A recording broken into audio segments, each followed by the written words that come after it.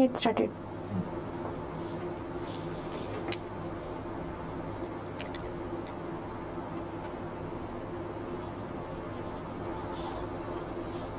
Hello, a very warm good morning to all of you. How are you all? I hope you are doing great. A very warm welcome to Deeksha Vedantu Class 10 YouTube channel.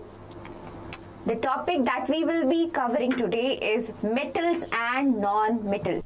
So we will be doing mind maps and the most expected questions that will be coming in your exam.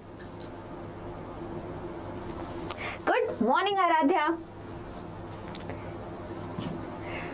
So, everyone is doing good, okay? How's the Josh in the morning?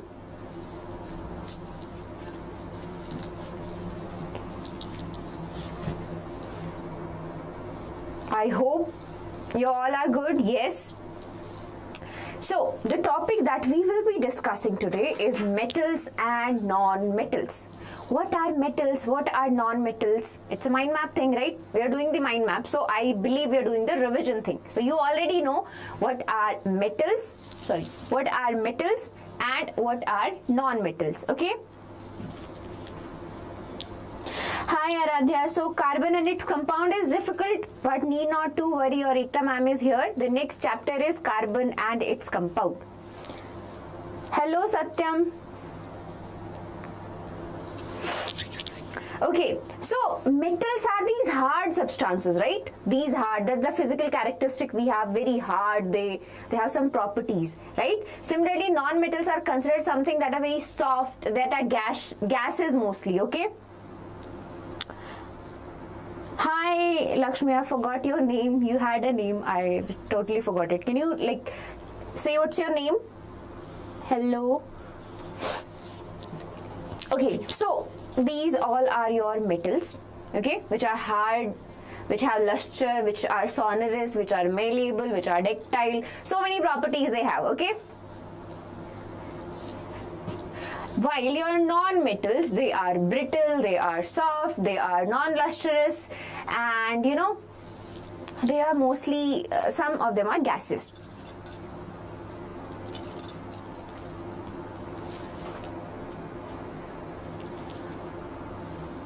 I'll try to remember your name if it comes to it. Is it A?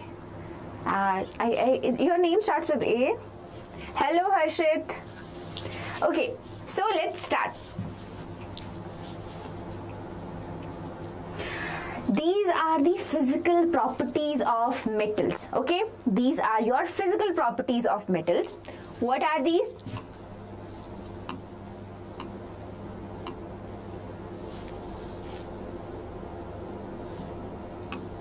Okay, your metals have luster. They shine, okay?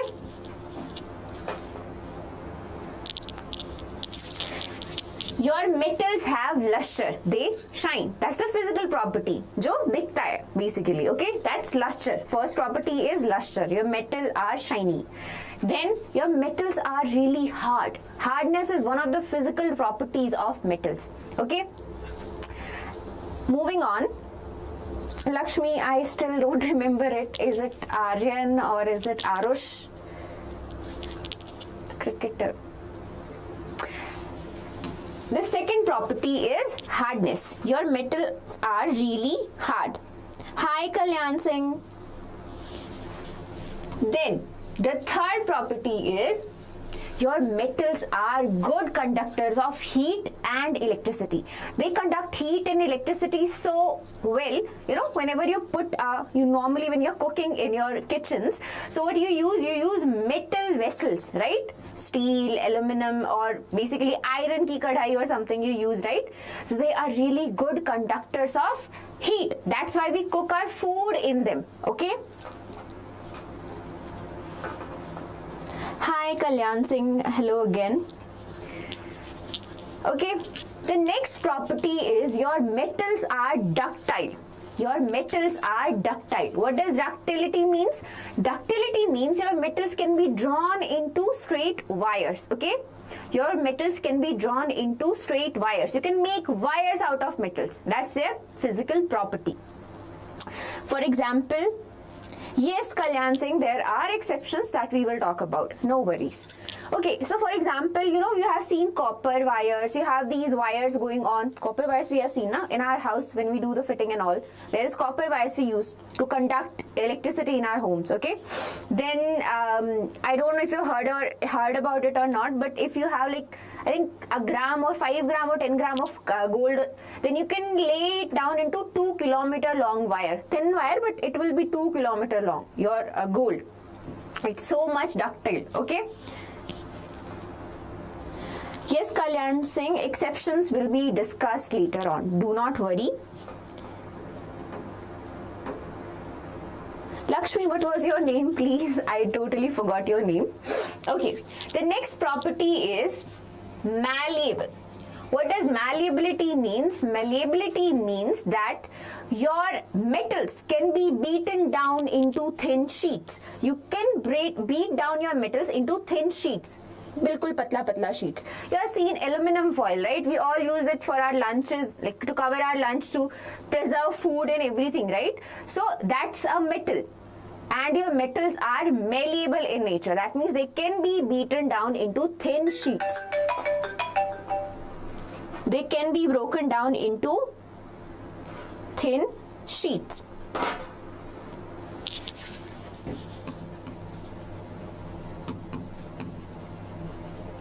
And ductility means drawn into wires.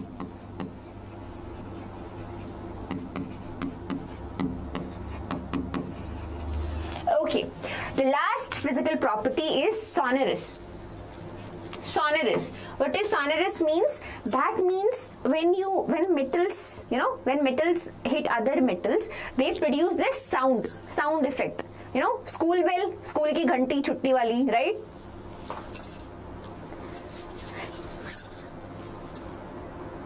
Correct. So again, जब school की घंटी बजती है, so that thing is made up of metal only, that school bell, okay, and that produces so much sound. Similarly, or these ghungroos we have, they are also made up of metals and they produce this sound, okay. Anything, whenever metal is there, you clunk them, they produce sound. That property is called sonorous. Your metals are sonorous in nature. Okay, now obviously not all metals follow these properties. There are some exceptions to it, right? And what are these exceptions? If you want, like, you can write down in the comments also, I'll read it out. But if you remember, some exceptions are there, obviously, right? What are those exceptions? We have exceptions. I told you metals are really hard, but we have sodium and potassium. They are really soft. They can be cut with a knife, you know. Any kitchen knife you can use and you can cut them. They are so soft. Okay. Hello, Mr. Emoji. Good editing skills you have. Okay. So your metals. We had metal, right? The 6 properties we discussed. What are these? They were hard, they were lustrous, they were good conductors of heat and electricity, they were malleable, they were ductile, they were malleable, they were ductile. And what was the last property? Yes, Harshit, sodium is soft. Correct. The last property was sonorous. Your metal produces sounds.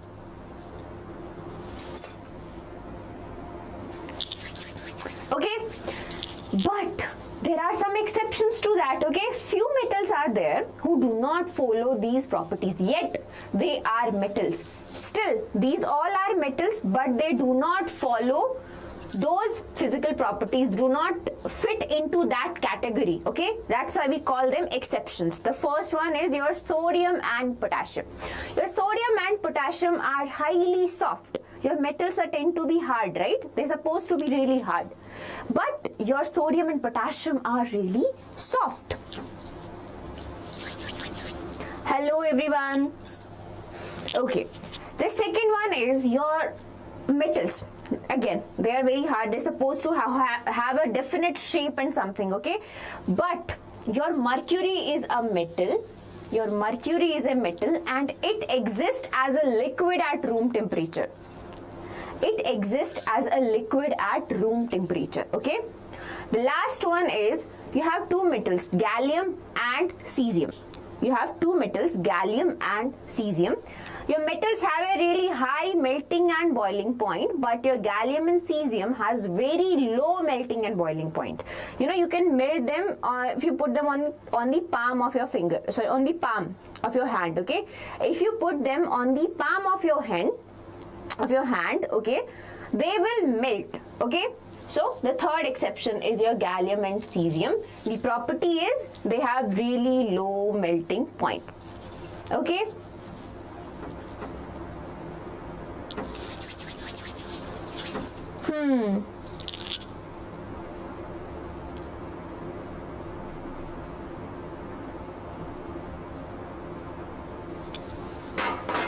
Okay, so moving on. What about non-metals? The chapter has two names, right? The two things are there, metals and non-metals. We discussed the physical properties of metals. There were 6 physical properties and there were some exceptions. What were the exceptions? Sodium, potassium, they are really soft. Mercury, it exists as a liquid at room temperature, and gallium and cesium, they have really low melting point, okay? What about non-metals? What physical properties do non-metals have? So the first property is softness. Your non-metals are really, really soft, okay?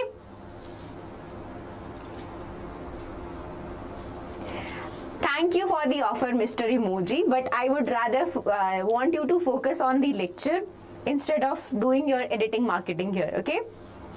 I really appreciate it, but thank you. Okay, so first property is softness. Your non-metals are really, really soft. For example, you have graphite, you have pencil, right? You have pencil. Pencil is really soft. You can break it like with your hand only, or if you write too hard on a paper, it will break, okay? So your non-metal, your graphite, which is made up of carbon, it is a non-metal. Okay, the next property is brittleness. What is brittleness?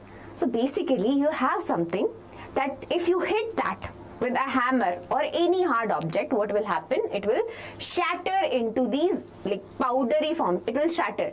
For example, have you tried hitting a piece of chalk, right? If you stomp your feet on a piece of chalk, so it is very brittle, okay? It breaks down into this powdery form, okay? So that's a non-metal. Your chalk is a non-metal and it shows the property brittleness, okay?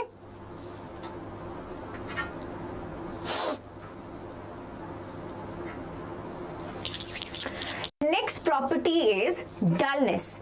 So while your metals are very lustrous and shiny, your non-metals are really, really dull, okay? They don't have that shine, okay? That's the property of your metals. Your non-metals are dull, have dullness. They are dull in nature, okay? The last physical property is your non-metals are really bad conductors of heat and electricity. They do not conduct heat or electricity at all, okay? Although there is one exception, my dear kids. Do you know that exception? Anyone? Can you tell me the exception to this one? Bad conductor of heat and electricity. There is one exception. There is one non-metal which is a good conductor of electricity.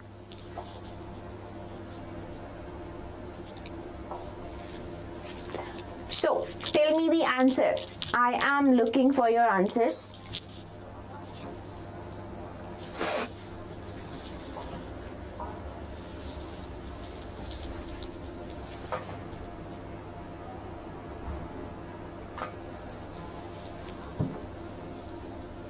So, Snatam, the class is going on. You can join right now, and the second live will be at 4 p.m.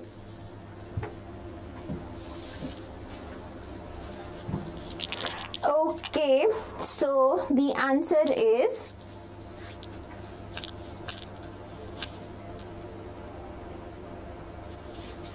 The answer is graphite.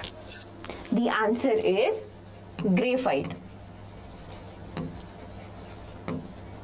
It is a non-metal, yet it is a good conductor of electricity. It is a non-metal, yet it is a good conductor of electricity. Now these were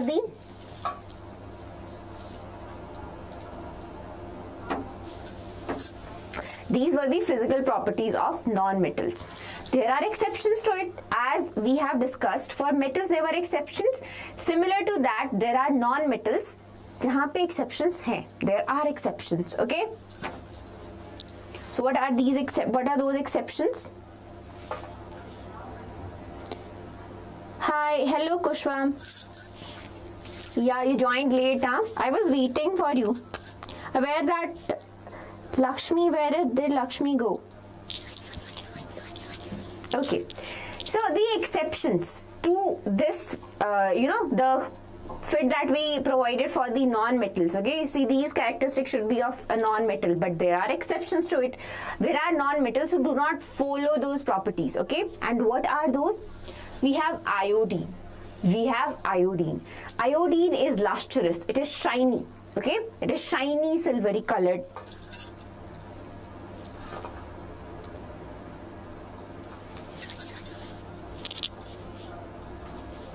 So your iodine is shiny.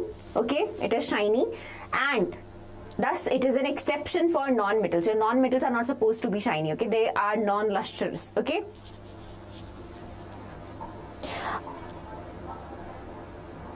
Okay, Vikas, I will remember your name. The second one is hardness. Okay. Your non-metals are very brittle. They are very soft. They are very brittle. They are soft. But we have a non-metal. But we have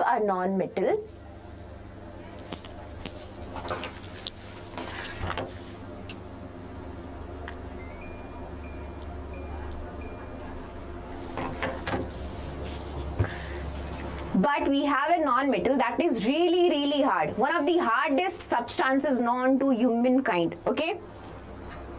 Diamond, yes. Diamond are shiny.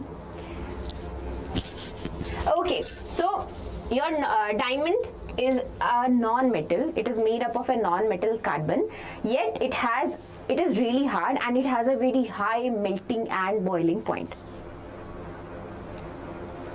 Okay, the next exception is graphite. Graphite is made up of carbon, yet it is a really good conductor of electricity. These two we will discuss in detail in your next chapter. Carbon and its compound. They are called the allotropes of carbon. They are the physical, like they differ in physical form. They are the allotropes of carbon, means they are made up of only one element, that is carbon. But they differ in the physical state. They differ in the physical arrangement of the carbon atoms. Okay, that's why they are called allotropes. And we discussed three allotropes of carbon in carbon and its compound. We have diamond, we have graphite, and we have that Buckminster fullerenes. Okay, that's a ball kind of thing. Correct, Vikas. Okay, so your graphite is a good conductor of electricity. Okay, Q. We'll discuss it in the next class, okay? But for now, it is an exception to all the rules that your non-metal are supposed to follow. They are not following the rules, okay? Not.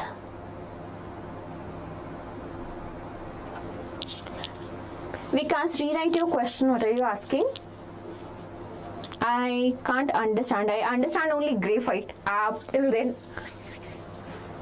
उसके पहले क्या लिखा है? I don't understand. Okay. Now, what are the chemical properties of metals? Now, chemical properties, physical properties are the properties that we can see, that we can feel, that we can, we can see and feel and hear. Okay. Now, what are the chemical properties? These are the chemical reactions that are shown by those specific metals and non-metals only. Okay. So, the first property is your metals react with oxygen. Your metals react with oxygen and they produce metal oxide. When metals combine with oxygen, we get metal oxide. Now, your metal oxides are basic in nature. Their metal oxides are basic in nature. What does base mean? Your base means they give OH minus ions. They give OH minus ions. Hydroxide ions, okay? Your bases give hydroxide ions. So in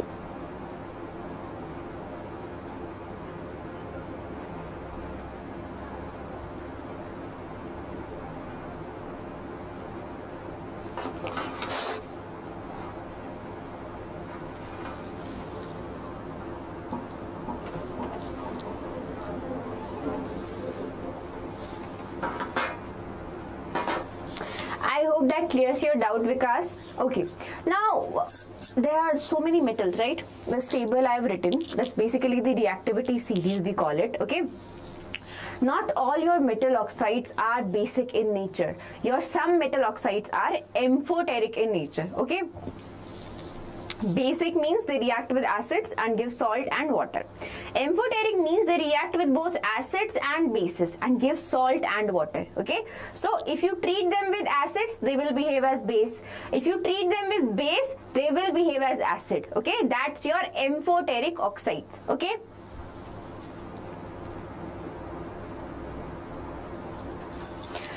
Now, this is the reactivity series, right? So when potassium reacts, we get potassium oxide. It is yellow colored, and if there is thing called color, flame color. What does flame color mean? So basically, when you try to burn, when you burn this potassium oxide, the color of the flame will be lilac. The color of the flame will be lilac, okay? So that's the color of the flame. The color of the product, which is the color of your potassium oxide, is yellow. Okay.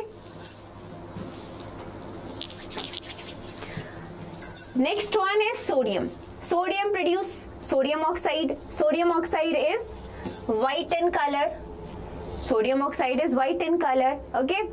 And the color of the flame, when you burn your sodium oxide, the color obtained is orange. The color obtained is orange. Okay, so when you combine your potassium oxide with water, when you combine your potassium oxide with water, you get potassium hydroxide. You get potassium hydroxide. So when combined with water, we get a base. So that means your potassium oxide is basic in nature. That means your potassium oxide is basic in nature. What about sodium? Again, sodium oxide combines with water, we get sodium hydroxide, right? Your sodium hydroxide is also basic. So your sodium oxide is also basic in nature. Up till you go to until your magnesium. Until your magnesium, all these oxides are basic in nature. Clear? Where is everyone? Vikas, your doubt was cleared, right?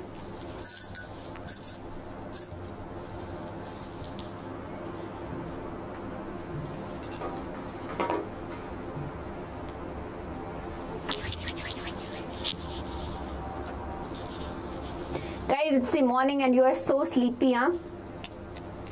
Just wake up. We will solve so many questions.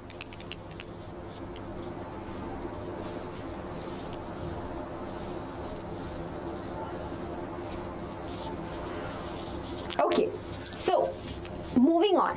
Aluminum combined with oxygen and we get aluminum oxide. Okay. Similarly, your zinc, we get zinc oxide. Iron, we get iron oxide. Lead, we get lead oxide. Copper, we get copper oxide. The elements at the bottom of the series, which are your silver, gold and platinum, they do not react with oxygen. They do not react with oxygen, okay? So no product is formed. No product is formed.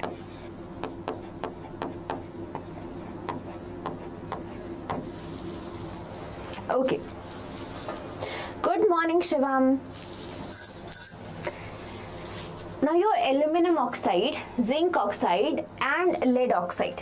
Aluminum oxide, zinc oxide and lead oxide. These three oxides, when combined with water or when combined with anything else, they are amphoteric oxide, okay? They can combine with acids, they can combine with base, both, okay? So these three are your amphoteric oxides. These three are your amphoteric oxides.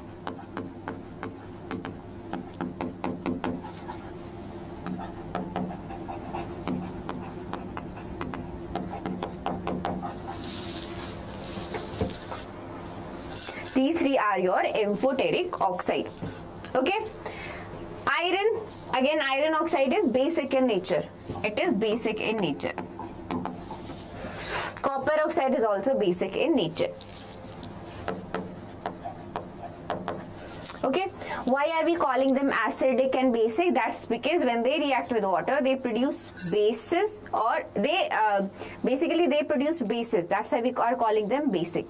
And when we combine them with water, we get amphoteric oxide. Okay, they behave as acids and bases both. Okay.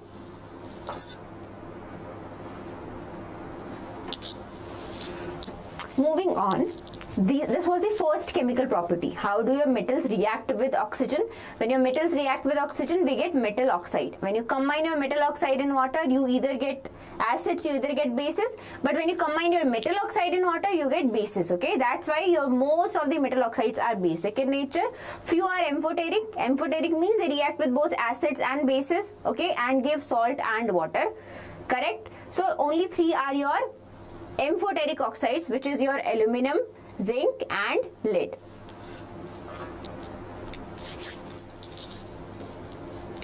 Now how do your metals react with water? So there are certain distinctions in there. Your metal can react with cold water. Your metals can react with hot water, or they can react with steam. When you heat water up to 100 degrees Celsius, you get vapors, right?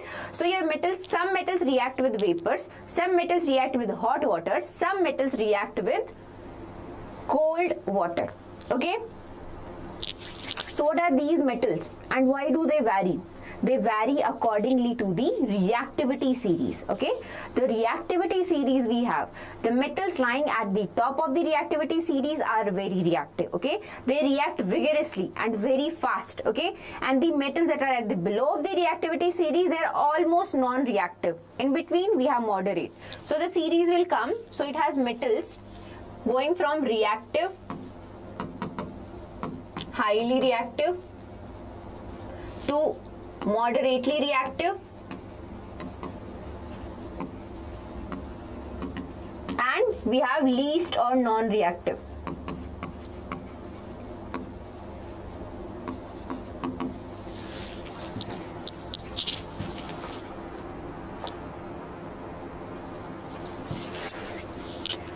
This is the reactivity series will come. We will memorize it. I have some mnemonics for it, so no need to worry. But there are some metals which react with cold water. What are those metals? We have sodium, we have potassium. They react with water and give metal hydroxide plus hydrogen gas. Now what is the nature of these metal hydroxide? These are hydroxide, right? Metal hydroxide. That means it gives base. It is basic in nature. They are hydroxide. That means OH negative. And OH negative का मतलब base है. Correct? Okay, so some metals react with cold water and we get metal hydroxide plus hydrogen gas plus lots of heat is evolved. Lots of heat. Reaction is highly exothermic, right? ऐसे like a blast भी हो जाता है कई बार. It's very explosive in nature, okay? As soon as the hydrogen is produced, heat is there, hydrogen gas is there, okay? There will be a small explosion, okay? So that's one way. Two metals are there, sodium and potassium. They react like that. When you treat them with cold water, we get metal hydroxide plus hydrogen gas and lots of heat is released. This evolved hydrogen gas catches fire due to this heat released. Okay?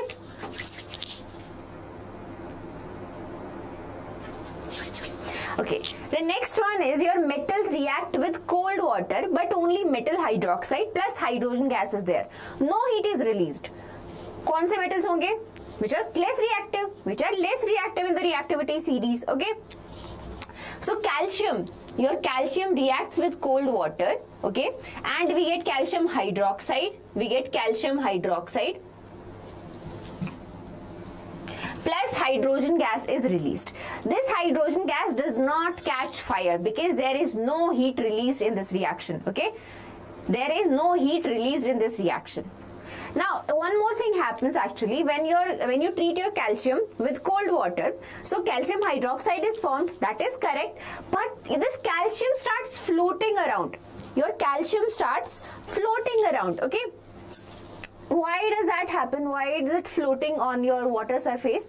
It is floating because these hydrogen bubbles, you have calcium, I think it's visible. If this is calcium, okay, it has these hydrogen bubbles. These hydrogen bubbles are surrounding it. It is getting converted into calcium hydroxide. Okay, and these tiny hydrogen bubbles are surrounding it. Due to these tiny, hello Shivam, okay, so these tiny hydrogen bubbles, what do? They make it lighter. Okay, gas is there, right? So gas will come to the surface, right? So your calcium will come to the surface. It will start floating. It will start floating on water. And the reason is due to these tiny hydrogen gas bubbles. The next one is some metals are there which do not react with cold water. What do they react with? They react with hot water. Why? Because as you go down the reactivity series, the reactivity decreases. So simple reaction nahi hoga. You need to increase the temperature. So the reaction can happen. Okay, so some metals react with hot water, and when they react, again same thing, metal hydroxide plus hydrogen gas. Okay, what are those metals? We have magnesium. Magnesium reacts with hot water. Okay, we get magnesium hydroxide and hydrogen gases evolved. Same thing, it also starts floating because of the tiny hydrogen bubbles surrounding it.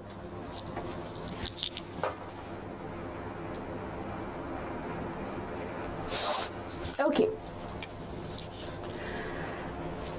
the last category, second last category is some metals react with steam of water. You know, these are your water vapors.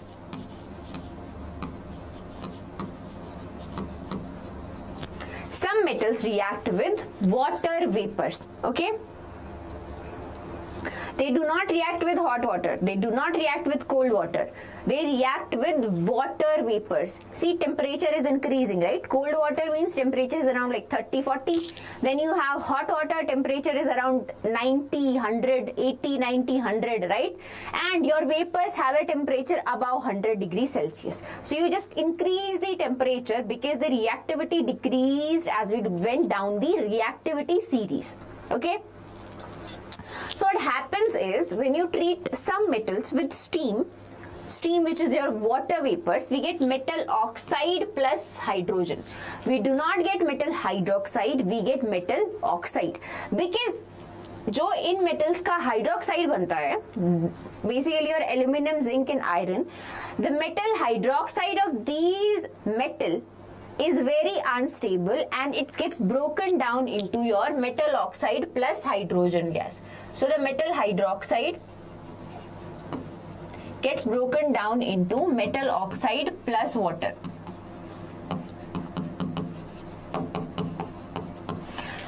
Okay, so in the end we are getting oxide only. Okay, the second reason is the reaction is happening at a very high temperature. At that temperature your metal hydroxides are not stable.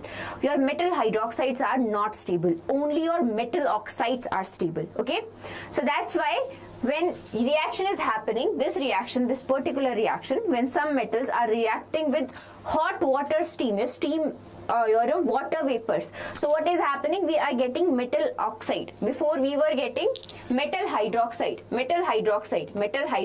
Okay, but when the temperature is so high, above 100 degrees Celsius, at that point At that point, what we are getting? We are getting metal oxide.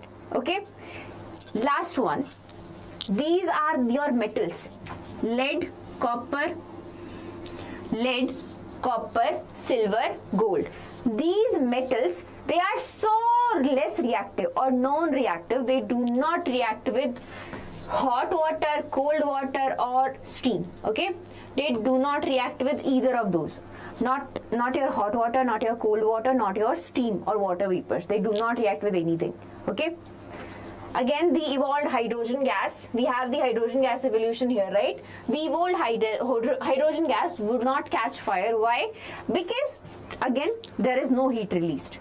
Only in one case there was written it will catch fire. That was for your sodium and potassium.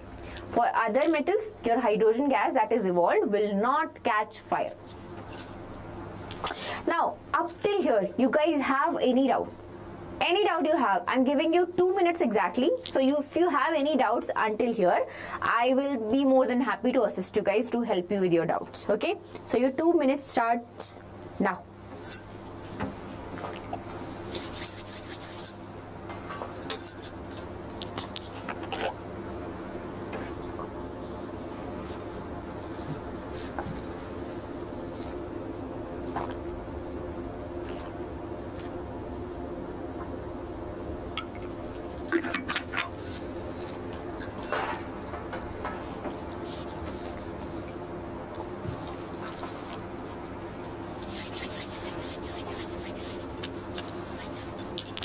Any doubt, guys? Kids, any doubt you have? Is it clear till now? If you don't have any doubt, just say, is it clear till now?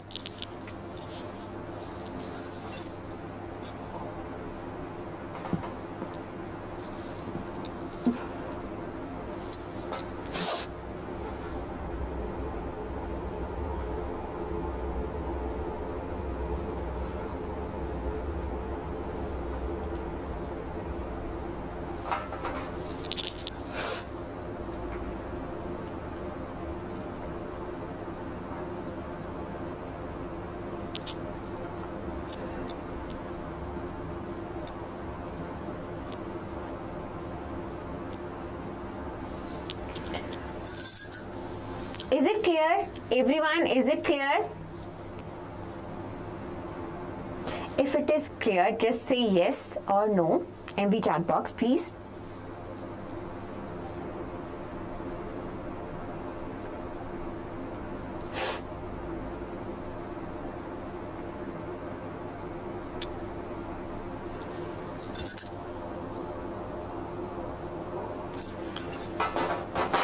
Okay. I guess it is clear to you all. Okay, the 2 minutes are over. Moving on. We talked about reaction of metals with oxygen, with water. Now we'll talk about the reaction of metals with dilute acids. With dilute acids. So remember one thing, your metals are basic in nature. Your metals are basic in nature. And when you combine your metals with acids, what product are you getting? You will get salt. You will get salt plus hydrogen gas. So the product will be your salt plus hydrogen gas.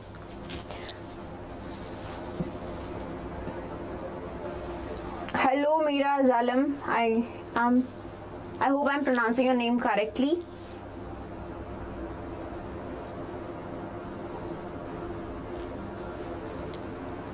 Okay, so your three type of acids are there. 3 acids are there actually. You have HCl, H2SO4 and HNO3. Your metal will react with these acids, HCl, HNO3 and H2SO4.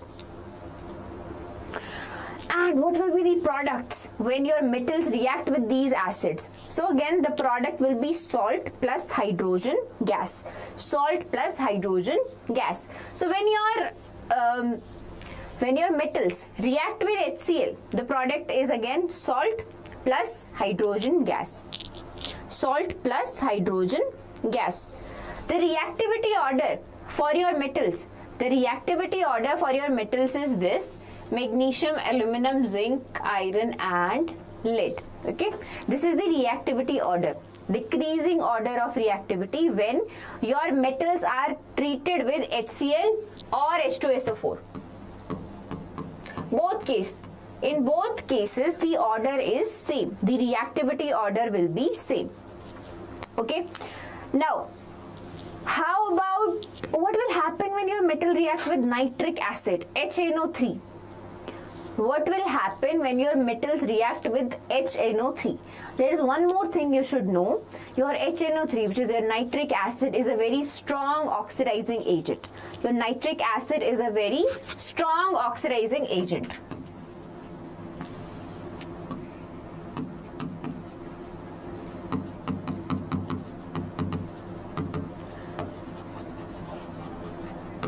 So firstly, it will not react with all the metals. It will not react with all the metals, okay? It will not react with all the metals to evolve hydrogen gas. Why? Because it is so strong. It is such a strong oxidizing agent that as soon as hydrogen gas is produced, it oxidizes this to water. सीधा, as soon as H2 is produced, combine, like oxidation karega and make it H2O. Okay. Only few metals are there. Only exactly means 2 metals are there that will react with your HNO3 and hydrogen gas is evolved. Okay. Only in case of 2 metals. So you should remember them. They are your magnesium and manganese. Your magnesium and manganese. Only these 2 metals react with dilute HNO3. Only these 2 metals react with dilute HNO3 and your hydrogen gas is evolved. For other jitne bhi metals hain, the reaction does not happen. If it happens, no hydrogen gas is evolved. No hydrogen gas is evolved. Why? Because जो भी hydrogen gas evolve होगी, that will get converted into your water. सीधा oxidation. Who will do the oxidation? HNO3. Why? Because your HNO3 is a very strong oxidizing agent. Okay. Now we talk about one more thing, which is your aqua regia. What is your aqua regia? Your aqua regia is the 1:3 mixture of your concentrated HNO3 and concentrated HCl. Okay, what 2 acids are there in your aqua regia? We have concentrated HNO3 and concentrated HCl in the ratio 1:3. Okay, this is your aqua regia. This is your aqua regia. What is the purpose of aqua regia? So there are metals which are unreactive or not reactive at all. So to react them with, to make them reactive or to have some reactions with them, what do? We make aqua regia and we put those metals in aqua regia, right? It dissolves gold and silver also. So जो reactive नहीं है उनको भी इसने reactive बना दिया.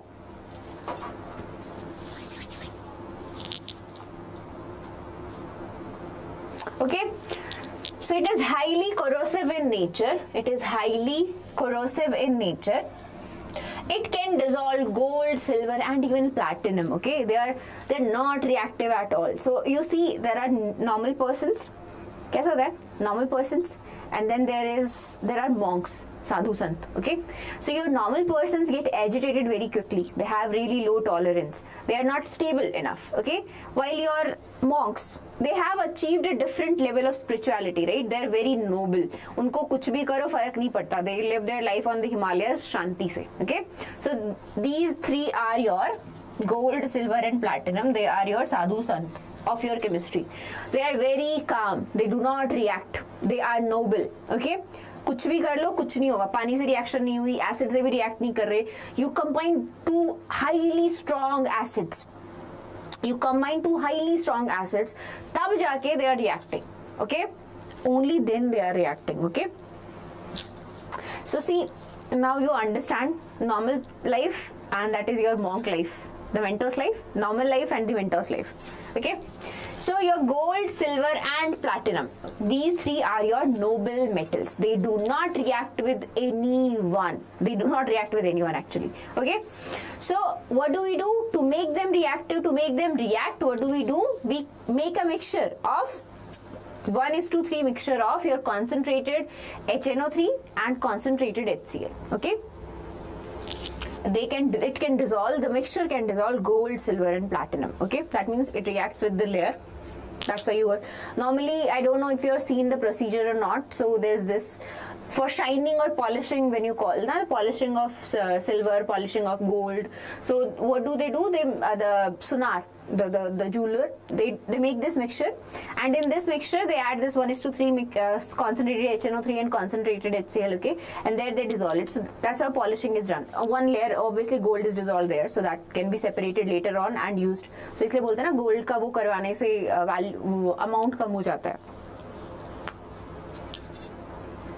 This and the hippies, they do have that, like रास्ते में चलने वाले लोग, they have stuff like this. Okay, I don't know if you have, like in my home used to, like it used to happen like that. They used to carry this mixture which has this, I think this was a mixture, and they say कि we'll clean your gold so fine, you know, it फिर से चमक जाएगा and something, and we used to give them, and फिर after some time we realize that gold has gotten lighter ना, because कुछ gold वहाँ पे dissolve हो गया, and they go there home पे जाके they'll separate it and gold अलग कर लेंगे, and the mixture is different there. Okay, that's how they people scam.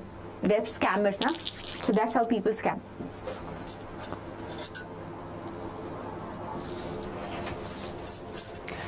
Now the reactivity series that we were talking about, the reactivity series of metals. So इसमें metals भी हैं, इसमें metals ही हैं majorly. Yeah.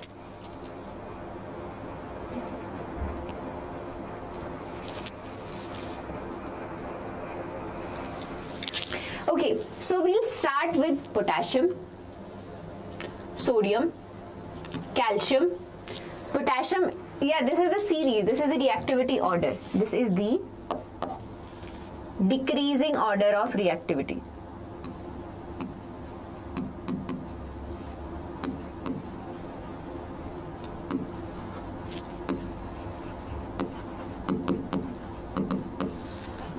This is the decreasing order of reactivity. Okay, so potassium is highly reactive. Then you have sodium, then you have calcium, then you have magnesium, aluminum, carbon, zinc, iron, tin, lead. After lead you have hydrogen, copper, silver, gold and platinum. Okay, how do you memorize it? So I have this mnemonic. Okay, what is the mnemonic? Please stop calling me.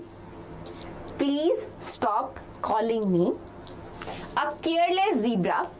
Please stop calling me a careless zebra. Instead, try learning how copper saves gold, platinum. So please repeat with me. Please stop calling me a careless zebra. Instead, try learning how copper saves gold, platinum.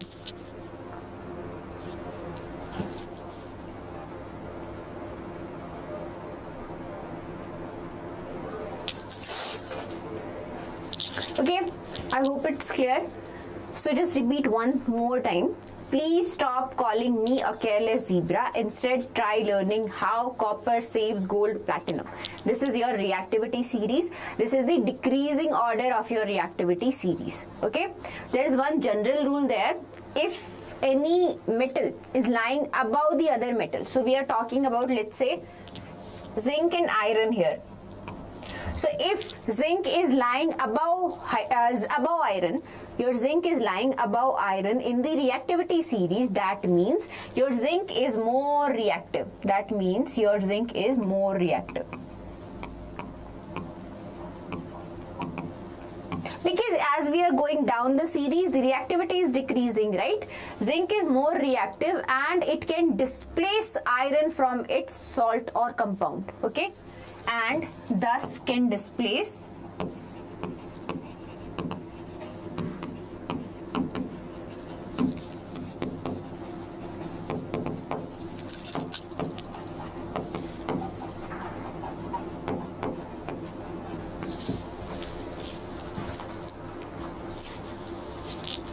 I hope it's clear. So the reactivity series is a series that you need to memorize. Okay, I have given you the mnemonics, and the purpose it is used for predicting the products of the reaction or whether a reaction will happen or not. So any metal lying above the other in the reactivity series, it is more reactive. It will displace the metal lying below it from its respective salt or compound. Okay. Okay, Lucky. So aqua regia is 1:3 mixture of your aqua regia is 1:3 mixture of concentrated HNO3 and concentrated HCl. Okay, when you add 1 part concentrated nitric acid and 3 part concentrated HCl, the mixture is called aqua regia. The mixture is called aqua regia.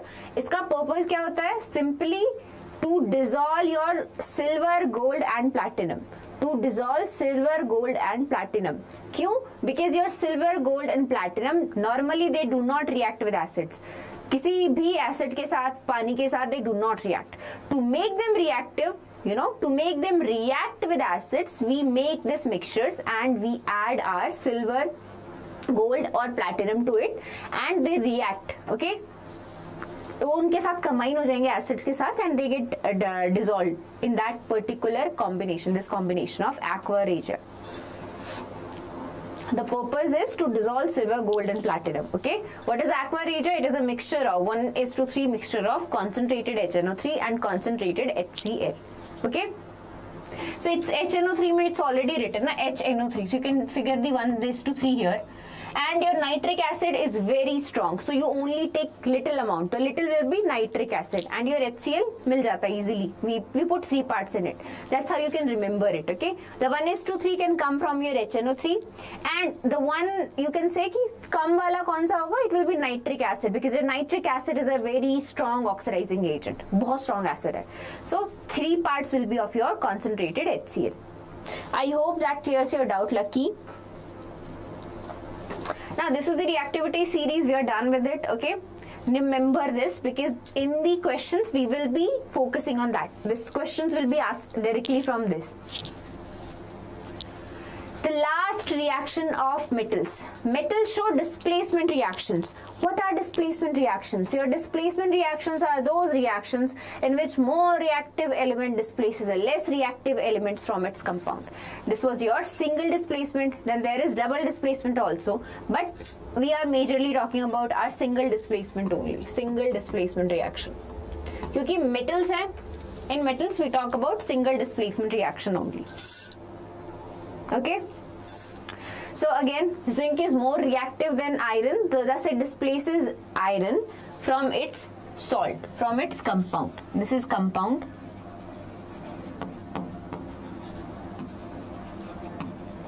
This is your more reactive metal.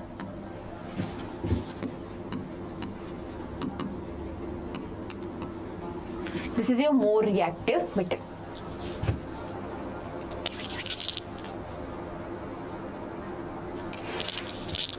The chemical properties of metals, jitne the majorly we talked about them. Okay, until here it's done.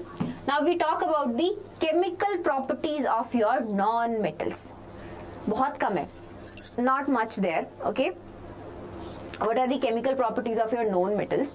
So your non-metals combine with oxygen. Again, the first reaction क्या बात की थी हमने? Your metals combine with oxygen, we get metal oxide. If we combine your metal oxide in water, you get a base. Okay, metal hydroxide base. Okay,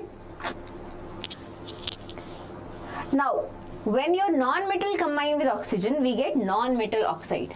And when you combine your non-metal oxide in water, you get an acid. That's why your non-metal oxides are acidic in nature.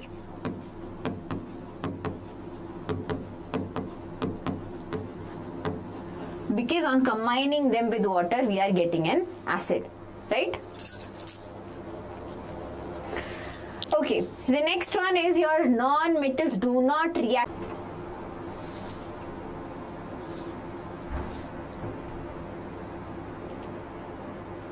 इधर सही है.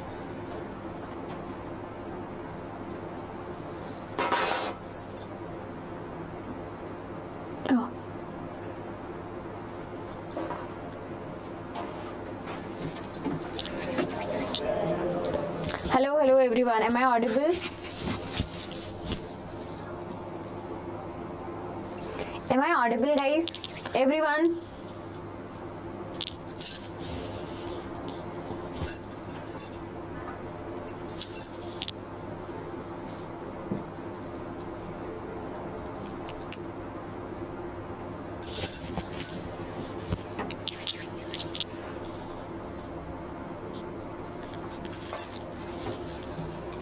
I'll start once I see some comments about if I'm audible or if my screen is visible to you all or not.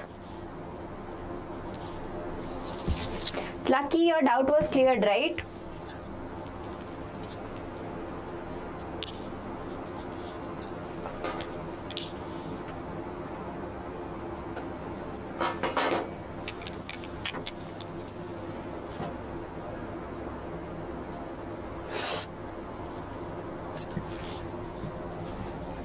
So we talked about the chemical properties of non-metals. The first one was your non-metals combine with oxygen, we get non-metal oxide, and your non-metal oxide, when you combine them with water, you get an acid. Okay.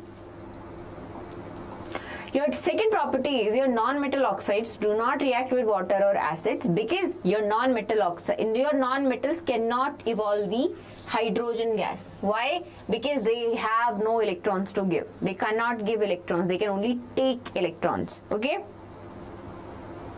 So that's why your non-metals, they do not react with water or acids. One question should come to your mind कि ma'am OH minus तो है. OH minus तो है. Maybe OH minus से react कर ले, right? But it does not happen. Why? Because your OH minus also, for your OH minus to react, you need any A plus, let's say, an acid plus, right? A plus you need. But your non-metals, they do not form cations, okay? They form anions. They form the negatively charged anions.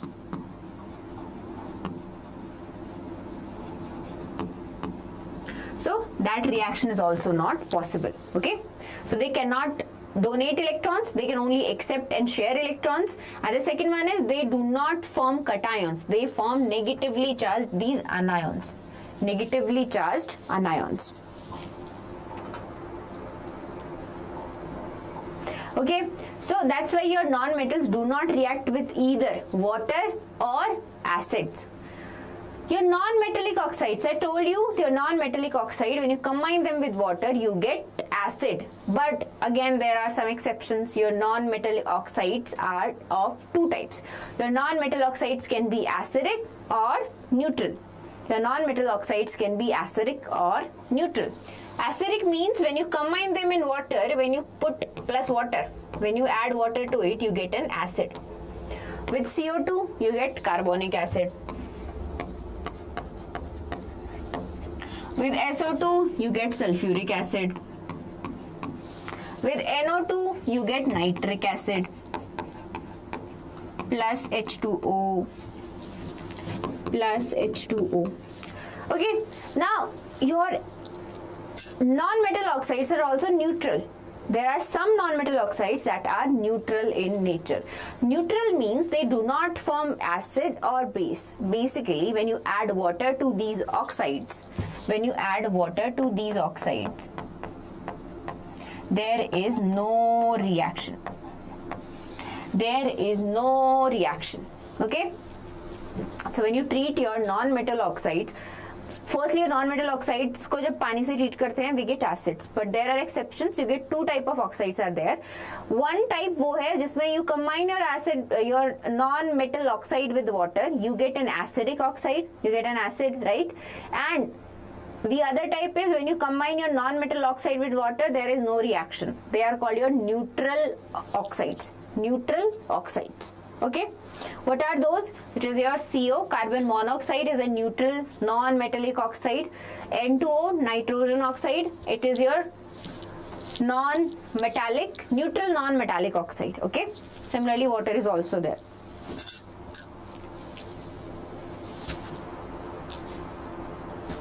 Okay. Your non-metals also react with metals. Your non-metals also react with metals. And what do we get? When your non-metals react with metals, we get ionic compounds. We get ionic compounds. What are ionic compounds? So your ionic compounds consist of two things actually. We have anions and we have cations. Again, what are your anions? What are your cations? So, cations are your positively charged ions.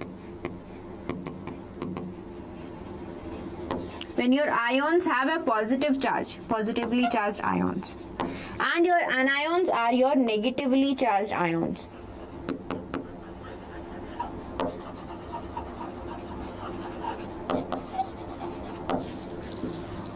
Your anions are your negatively charged ions. Okay, so an ionic compound consists of a cation and an anion. Okay, why are we talking about this? Because we are talking about reaction of metals and non-metals. Your non-metals form the anion and your metals form the cation. And when your cation and anion combine, we get an ionic compound. We get an ionic compound.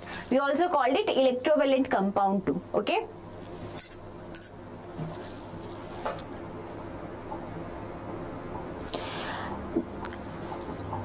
So Sarban,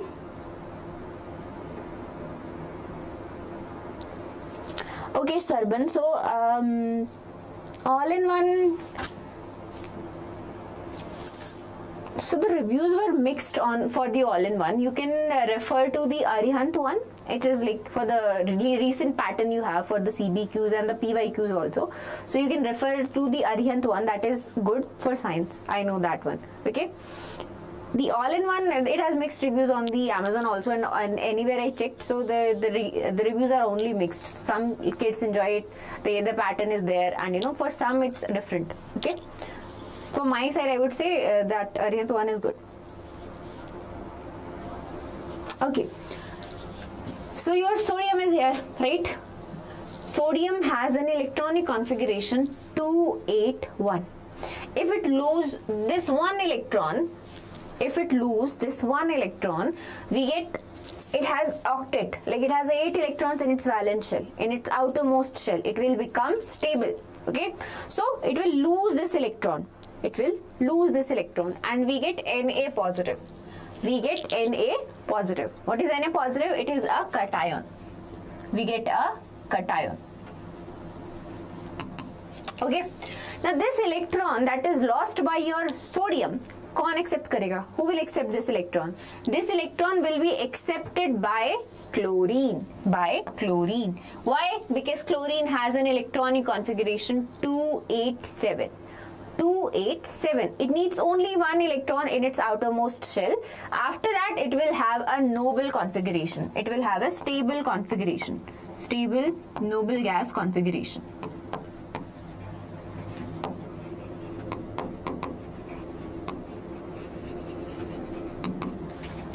Okay. So how will, कहाँ से complete करेगा? It will add this one electron that was lost by sodium. Okay, and it gets converted into this. This is your anion. And when these cations and anions, you have Na plus and you have Cl minus, these come in contact, we get an ionic compound.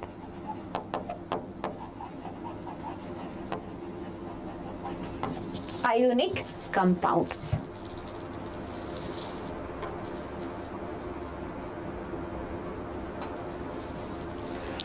Okay, so your ionic compound are compound that consist of cations and anions.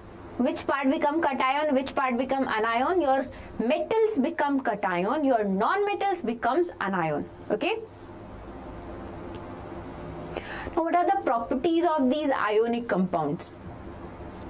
Ionic means ions, cations and anions. एक positive है, एक negative है. There is attraction between positive and negative, due to which this compound exists, and due to which we call it ionic compound or electrovalent compound. Okay, clear till now?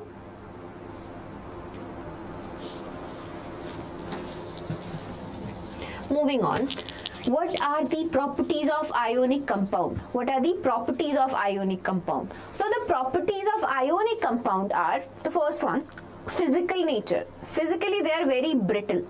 Brittle means, again, if you smash them with a hammer, you have these particles, this powdered form you get. Okay, brittle. Chura chura bolte hain usko. So you get this chura chura because that's the physical nature of your ionic compounds. What about the melting and boiling point? The melting and boiling point of your ionic compound is high. Have you ever tried melting sodium chloride, salt? कभी common salt को melt करके देखा है घर पे? नहीं होगा melt. It won't melt. Okay? इसलिए बहुत सारे DIYs में they used for when they try baking without a microwave, they use the salt base because the melting point and boiling point of your salt is very high. Solubility. So when you try to dissolve your ionic compound, they are soluble in only polar solvents. In polar solvents. What are your polar solvents? So your polar solvents are those solvents which have poles. There is positive and there is negative. Hello Akash. Hello Akash. Hi Sandhya. So yes Akash, I am a new teacher. I recently joined and I hope you are enjoying my classes. I am taking live lectures.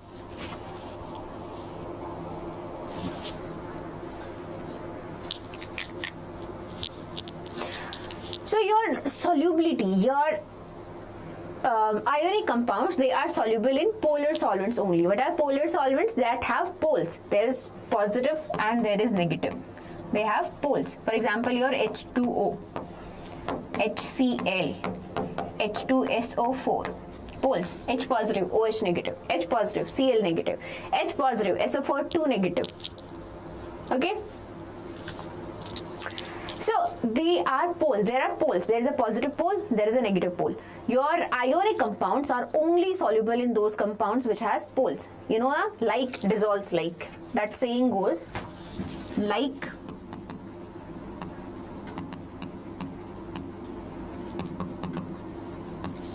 dissolves like. Namaste, Madam Ji. Hi, Namaste Sandhya.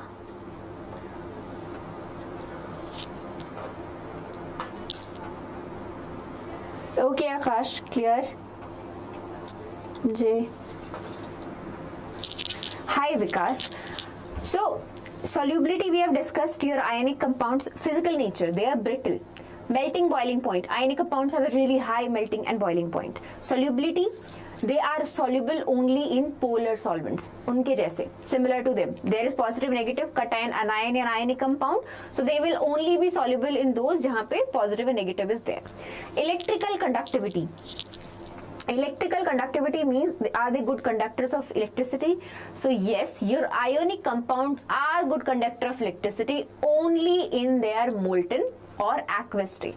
So if you have just them in a solid state, you have NaCl is there, it won't conduct electricity. It won't conduct electricity. Okay, but if you dissolve them or you melt them, two things are there. Either you dissolve them in water, either you dissolve that in water, or you melt it, only then it will be able to conduct electricity. So your ionic compounds are good conductor of electricity only in your molten and aqueous solution.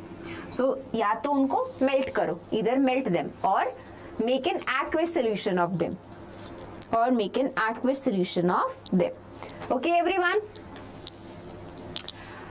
The last part of this chapter, which are your minerals, ores, and how you extract them. Okay. What are your minerals? Your minerals are those substances. Basically, दो चीजें होती हैं. Minerals and ores are almost same. Like differences there obviously. So minerals are, there are so many minerals. We need 11-12 minerals for our existence, right?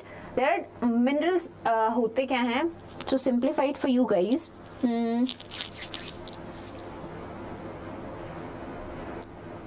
Okay, so minerals are your inorganic substances that exist in nature. Okay, they exist in nature. Okay, but you ज़रूरी नहीं है you can extract something from them. जैसे you have some ores, some minerals. Okay, some minerals. For example, you have clay, which is a mineral of aluminum. It is there, but you can't extract aluminum from clay. Okay, so it's not necessary if you have a mineral. Metals होते हैं, minerals means multiple metals are there, impurities भी है, metals भी है, everything is there. Okay, but it is not necessary you can use that mineral to extract that particular metal. Okay, clear? So what are your minerals? They are natural inorganic substances that exist in Earth's crust, Earth, okay? But it's not necessary if you can extract any metal from them or not. So what do we use? We use ores. What are your ores? Ores are those minerals. They are those minerals from which a metal can be extracted economically and conveniently. So your metals are, you have metals, right? They exist as minerals or ores. What are your minerals? Minerals are your naturally occurring inorganic substances. They have this complex जिसमें बहुत सारे metals are there. Okay, so from there you can extract, you cannot extract. That's why they are minerals, na? You cannot extract those metals. Okay, but you have this one subtype of minerals which are your ores, from which you can extract any metal economically and conveniently. Why? Because normally what happens is in your minerals the concentration of a metal is low. Concentration of your metal is low.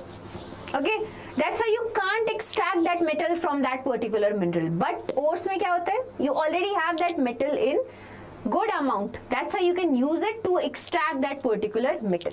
For example, your bauxite and cryolite. Bauxite and cryolite, they are ores of aluminum. That means they are used to extract aluminum. जो aluminum foil हमारा बनता है, that comes from bauxite and cryolite. Okay, so the aluminum that we are getting for our daily uses, for the wires, poles, and for the sheets and everything, that is coming from your bauxite and cryolite. There are other ores also, but for now you just understand bauxite and cryolite are ores of aluminum. That means they are used to extract aluminum.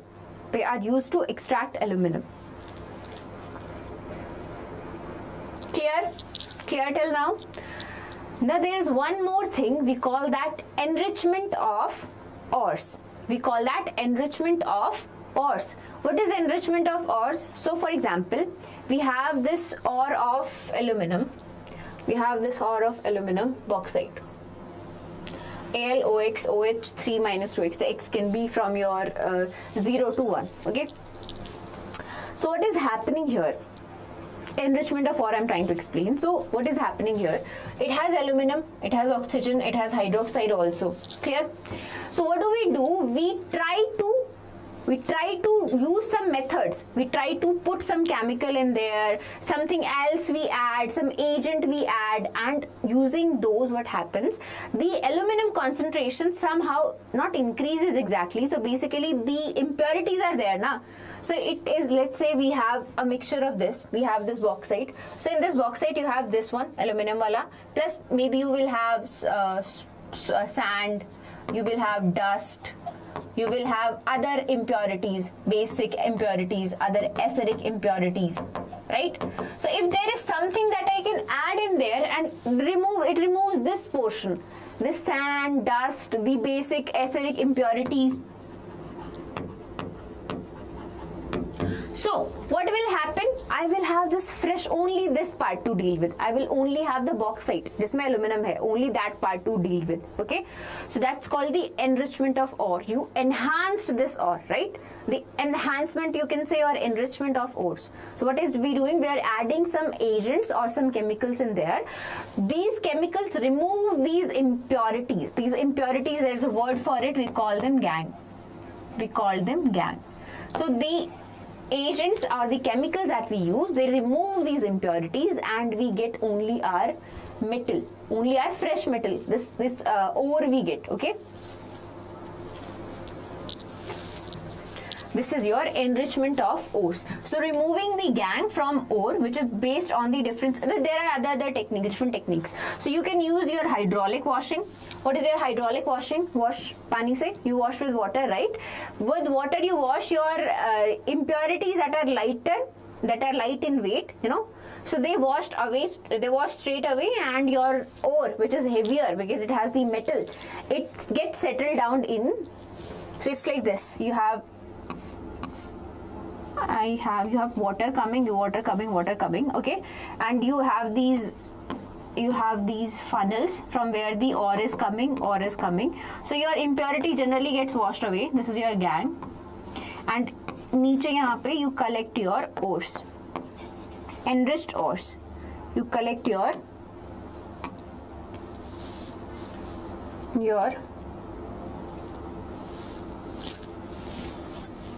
enriched ores.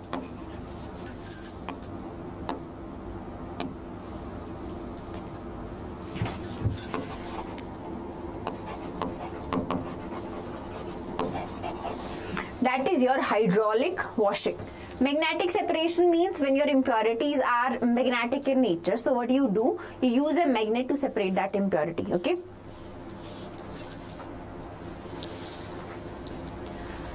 These are some common metals and their ores. So we have bauxite, which is an ore of aluminum. We have clay, which is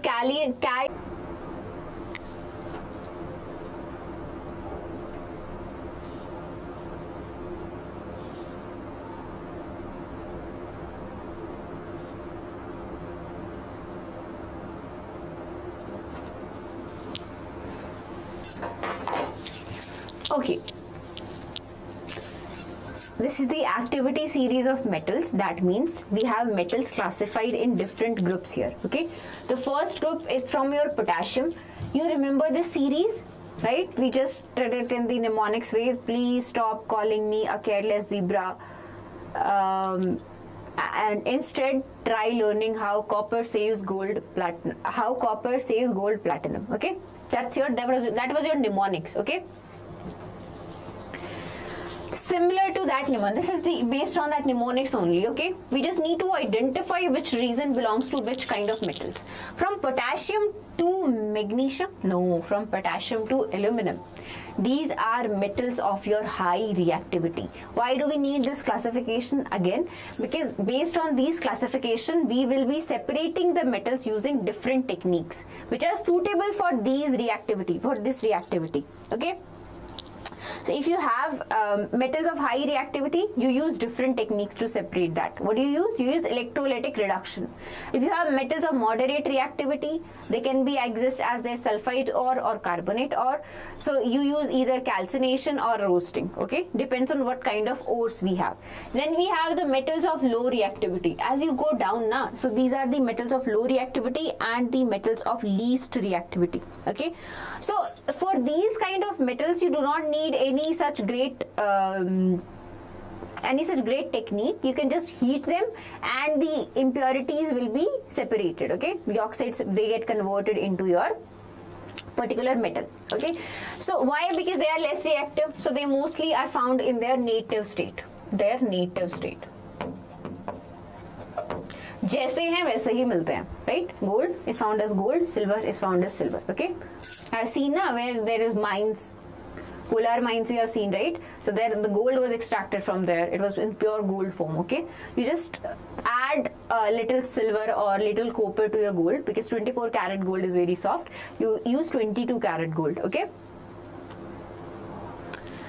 So that's where this thing comes from, because these are least reactive. They do not react with anything. They will exist on their own. Noble metals, okay? Clear, guys? Everyone clear till now? Okay, so here are the techniques how to extract ores based on their reactivity. So firstly, you do concentration of ore. What do you call? What's the other name for it? Enrichment of ores. What does enrichment means? Enrichment means you remove the gangue, which is the impurities, from your ore, okay, so that the separation becomes easy, okay? You get the metal in the almost pure form, not the almost, but only the ore is there, except all the impurities are removed. That is your enrichment of ores. So firstly you have the ore, you do enrichment of ores. You remove the dust, sand, and the other impurities which are visible. Okay. Now after that, there are three categories. We had the metals of high reactivity, sodium, potassium, calcium, magnesium, and your aluminum. Then you have metals of moderate reactivity, zinc, aluminum, zinc, iron, and lead. Copper, mercury, silver, they are the metals of low reactivity, and your least reactive metals are your gold and platinum. Now metals of high reactivity, how do you separate them? How do you get the pure metal out of them? So you use electrolysis. What do you use? Electrolysis. That is, you use electricity. You make one cathode, you make other anode.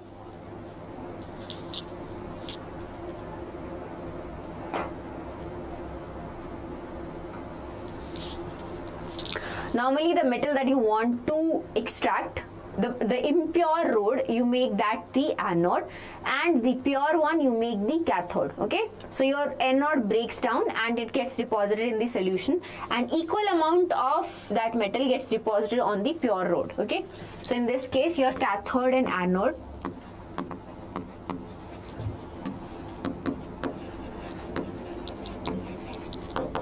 Cathode is the pure metal and your anode is the impure metal.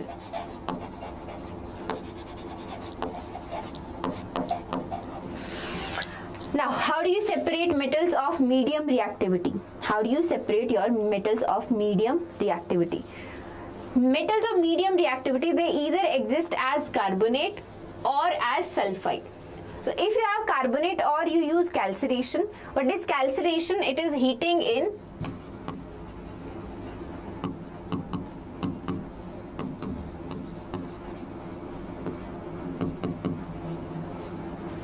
absence of oxygen, and your roasting is heating in excess air, heating in excess of oxygen.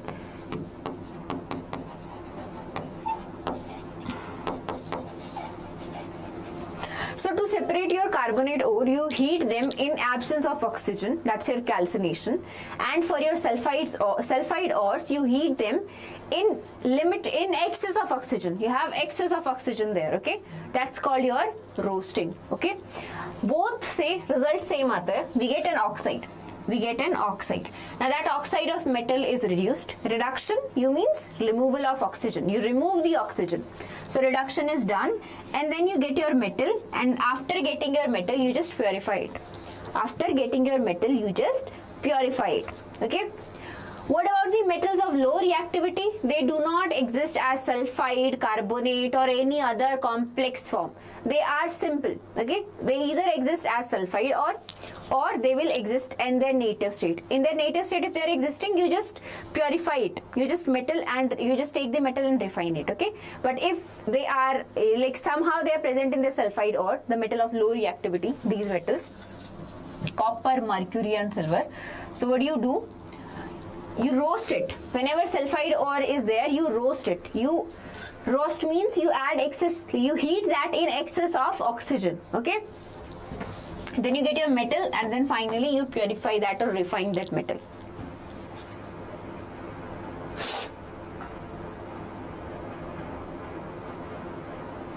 Okay, I hope it's clear till now. Now let's start the questions.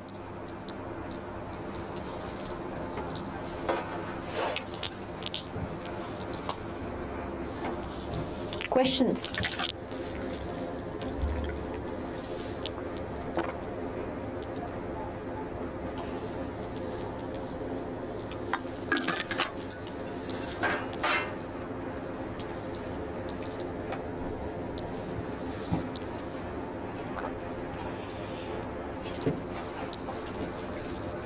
So the first question is, a student places a clean strip of magnesium metal into a test tube containing a blue solution of copper sulfate. What is the expected observation after some time? So, my dear children, what reaction you see here happening? We have magnesium plus copper sulfate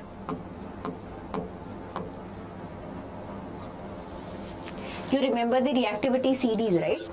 Was magnesium above copper or below copper? It was above copper, right?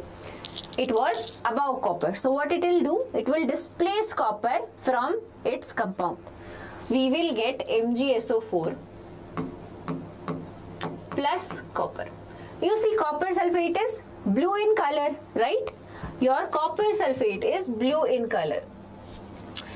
And your copper is reddish brown in color.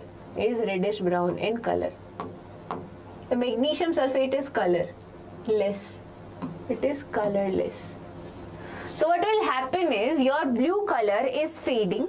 And a reddish brown color is appearing. So which option matches that observation? We have R. This one does not match that observation. This one also does not match the observation. So you have your option number 3. The blue color of the solution fades and the reddish brown solid is deposited on the strip. What is your reddish brown solid? That is your copper. This is your copper. Okay. The color is disappearing. Why? Because your copper sulfate is getting reduced. Your copper sulfate is getting converted into copper. Your magnesium is reacting and you're getting magnesium sulfate. Okay. Moving on, the correct answer is C. Moving on to the next question. The metal which is liquid at room temperature. This is a very easy one. What is the answer?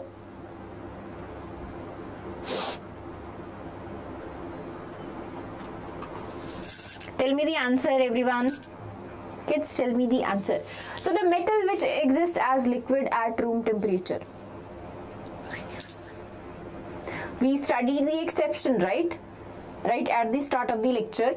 So the metal which is liquid at room temperature is your mercury. Rest all are solids.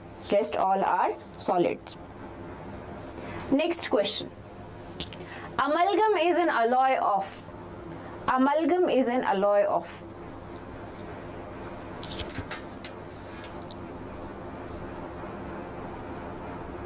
Okay, so amalgam is an alloy of metal and mercury. Whenever one metal is mercury, you call that amalgam. Zinc amalgam, magnesium amalgam, anywhere.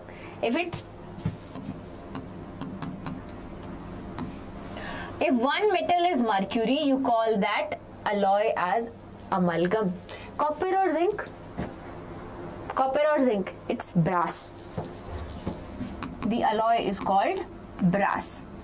Sodium, potassium do not make any alloy. Iron and carbon also. You have this black carbon, I believe. They call that black carbon. Okay, moving on to the next question. The flux used in blast furnace to remove the unwanted impurities is. So the flux basically is the solution that we use to remove the unwanted impurities. Okay, what are the unwanted impurities? So your unwanted impurities, they are your silica oxide.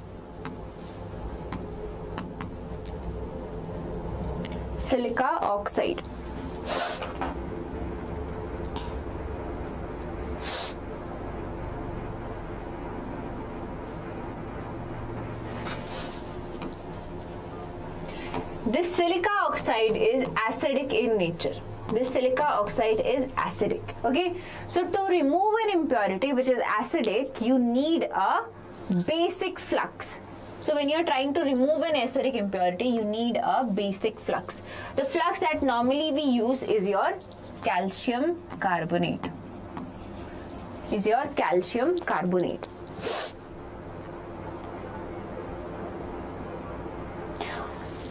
Call that limestone. Okay, this get decomposed into your calcium oxide plus carbon dioxide. This calcium oxide reacts with SiO2 and we get CaSiO3. And that's how you remove your, this is your slag, which is the impurity, the mixed impurity. Flux के साथ combine करके, your flux plus gang,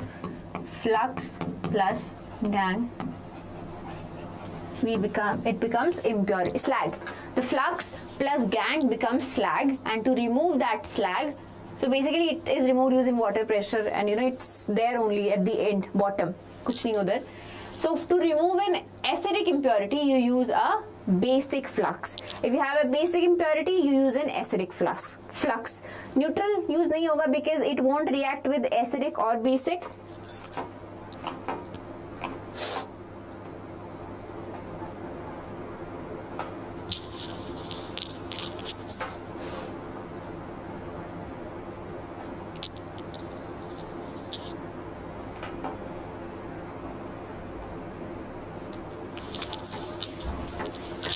And amphoteric can be used for acidic and basic flux both, but it will interfere. It's not selective. So if you're using it for acidic impurity, it will react with the basic impurity also, okay, and it will interfere with the reactions. Next question: which of the following is an iron ore? We just discussed it: cinnabar, calamine, hematite, and your rock salt.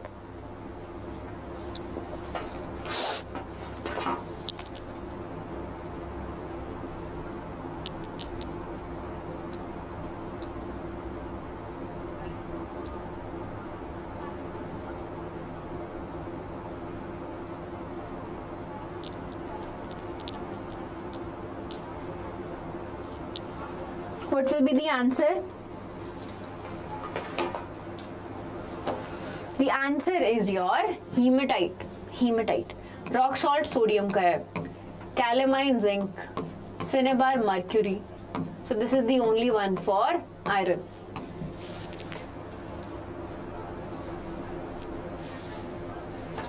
Next question: which of the given metals cannot be extracted using smelting? So smelting is basically heating the metal to such a high temperatures, like above around 1500 degrees Celsius, such a high temperature, so that you can extract the metal. It is a metal extraction method, okay?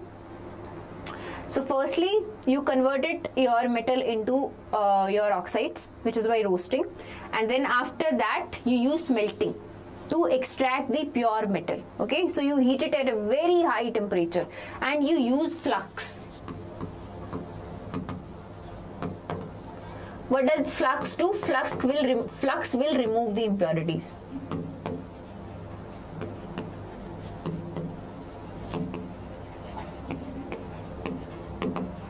And then you get your metal. Okay, this is your smelting. So out of the given metals, hematite. Yes, Mahi.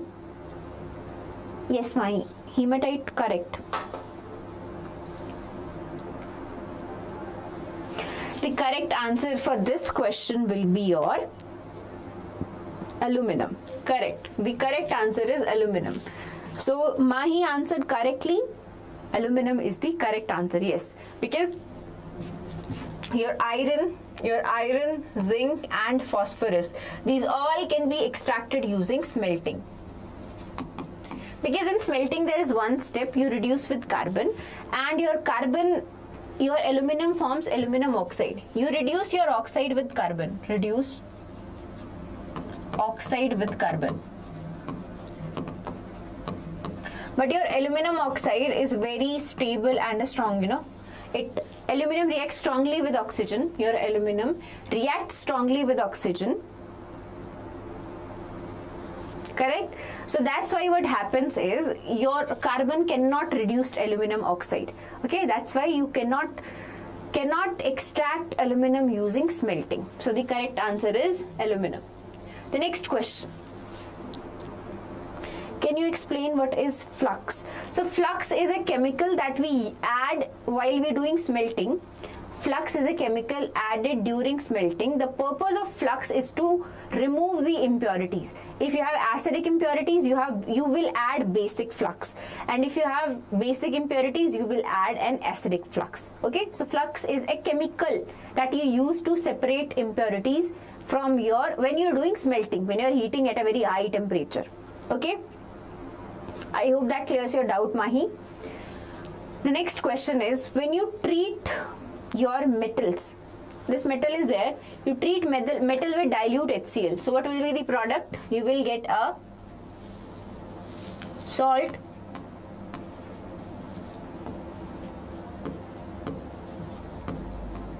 plus H2, right? You get metal salt plus H2. Metal salt plus H2. The gas is H2. Okay, so just see, when you are reacting copper with HCl, do you think the gas will be evolved? Do you think the gas will be evolved? The hydrogen gas will be evolved? You remember the reactivity series, right? Copper comes below hydrogen. Copper comes below hydrogen. So obviously copper is less reactive than hydrogen. So you will not get hydrogen gas when you are treating copper with acid.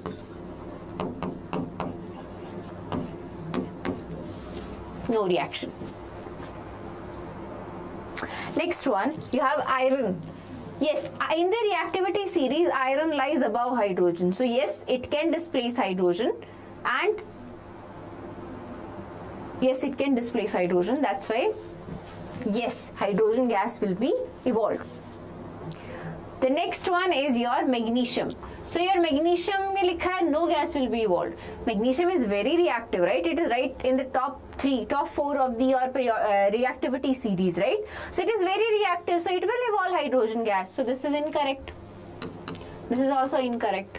Zinc, yes. So zinc is also more reactive. You have zinc, iron. Zinc is even more reactive than iron, right? And these all are above your hydrogen. Okay, so they can displace hydrogen from HCl. Okay, we get H2 gas. So only these two are there. So the option will be your fourth option. Correct option will be your fourth option. 2 and 4.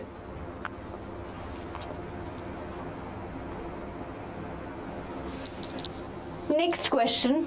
The metals obtained from their molten chlorides by the process of electrolytic reduction are. So we know the process of electrolytic reduction is used for the metals which are highly reactive. Which are highly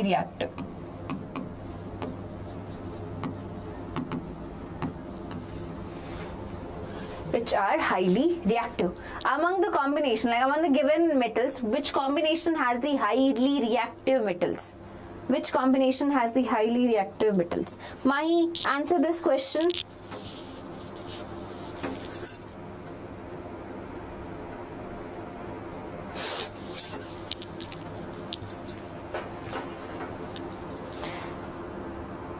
Hi, Chintan.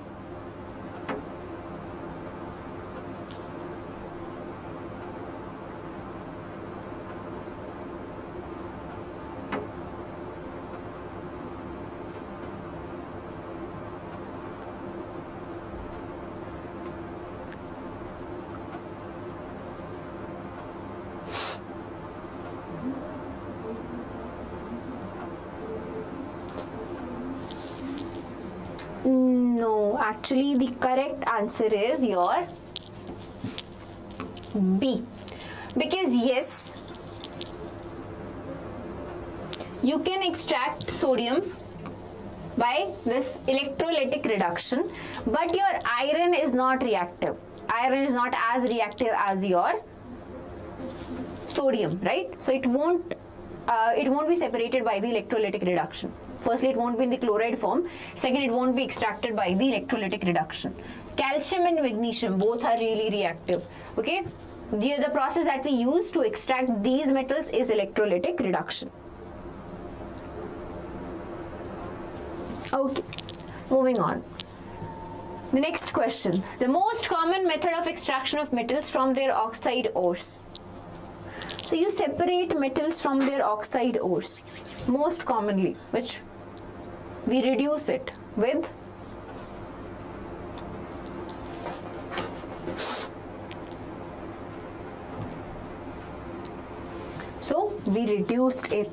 with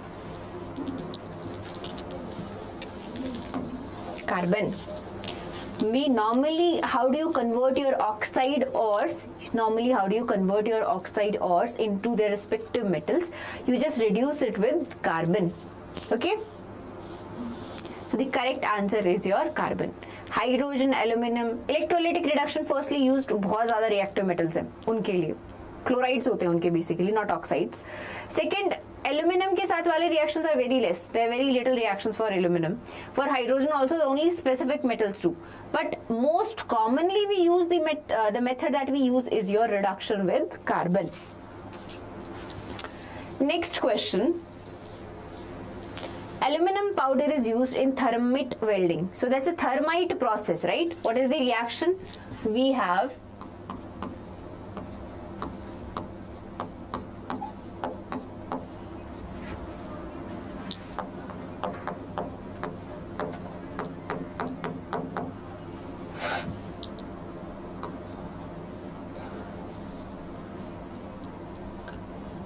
two here, so you get two here. But here you get two.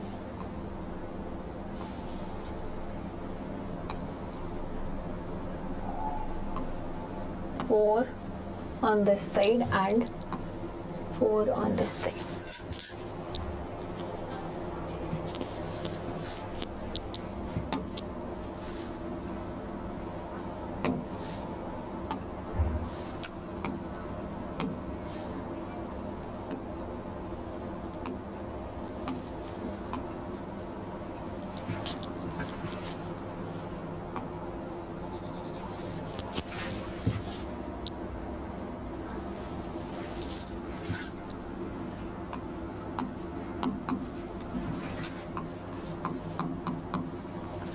So the main reason is the reaction is really plus heat.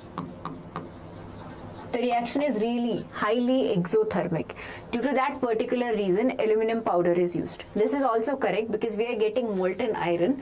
But the reason for using aluminum powder, the reason...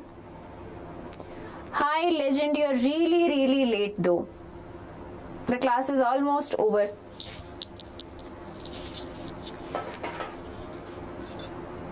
Yes, you are really late. I waited for you guys.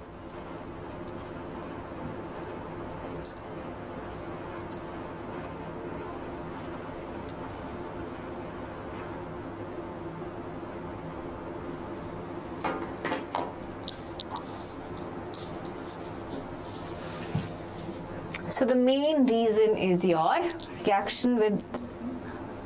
Yes, you are late. So the main reason is of using aluminum powder in thermite welding is because the reaction is highly exothermic. Okay legend, next class may please be on time, okay?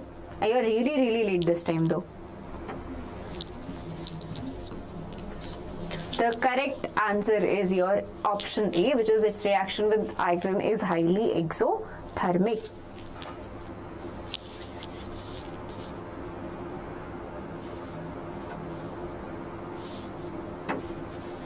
Next question. Question number 11. A metal displaces iron from aqueous solution of ferrous sulfate but fails to do so in case of aqueous solution of aluminum sulfate. Now tell me the answer, okay? I'm waiting for the answer. Which is the metal? Legend, answer the question.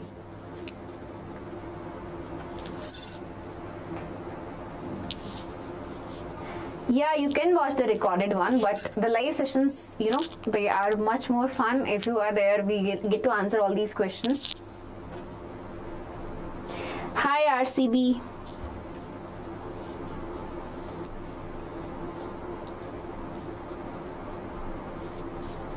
MgA, magnesium. You want to write? I'll write the reactivity series. Okay, legend. I'll write the reactivity series for you guys. Potassium. sodium.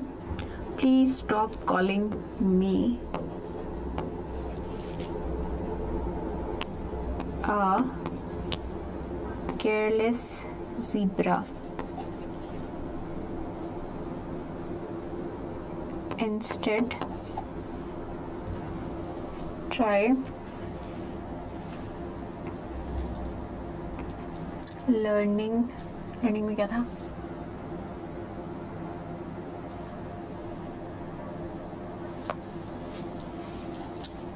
Lead. How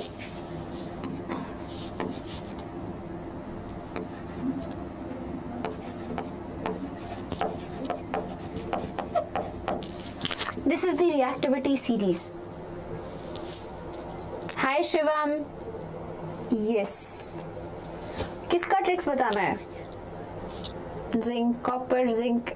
So Shivam, you answered like copper, zinc, everything you answered. Correct answer there. Okay. Legend, the answer is correct. Yes, the zinc. See, so a metal that can displace ferrous sulfate, that means it is more reactive than iron, but less reactive than aluminum. More reactive than iron, but less reactive than aluminum. So here we have more reactive than iron, but less reactive than aluminum. This is not, we are not considering this because this is not the option here. So we have zinc. The correct answer is zinc. So we just discussed it. The simple way is this one. We have the tricks is the Shivam. There is a mnemonic that I have given right at the beginning of the class. So go and rewatch it. Okay, it's in the beginning also. Please stop calling me a careless zebra. Instead, try learning how copper saves silver, gold, and platinum. Okay, that is your mnemonic. If you remember this line, you will write all of them. So you just write, please stop calling me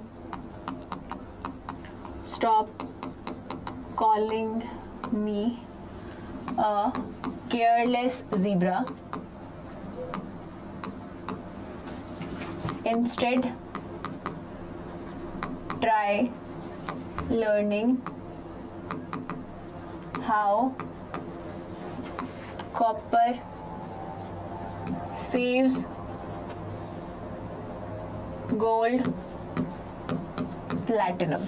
So please से आएगा potassium K, stop sodium, calling calcium, Me, magnesium, A, aluminum, careless, carbon, zebra, zinc, instead iron, try tin, learning lead, how hydrogen, copper Cu, saves silver Ag, and gold platinum Au and Pt. Okay, I hope it is clear. It's very easy, just remember this line, you'll remember everything. Yeah, it is easy to learn. Good, Legend. So the correct answer is your zinc.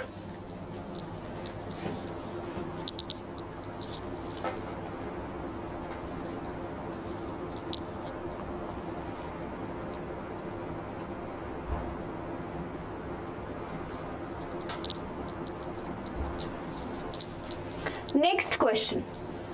Which of the following statements is true for an amphoteric oxide?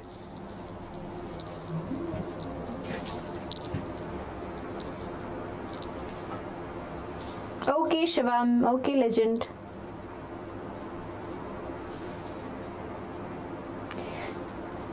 If I'm remembering it correctly, Legend, your name is Pradnya Shetty, right?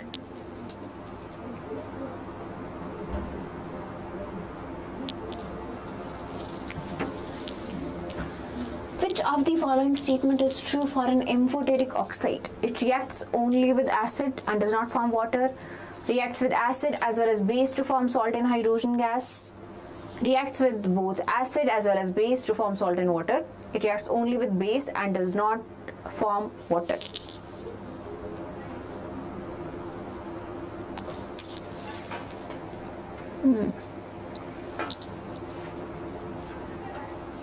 Yes, the correct answer is C.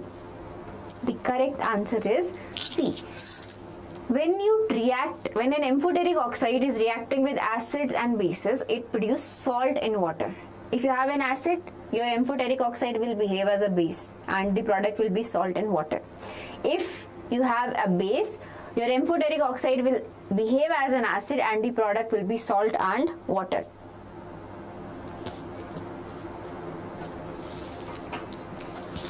So the correct answer is your C.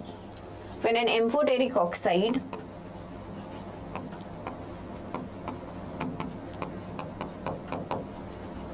reacts with acid or base,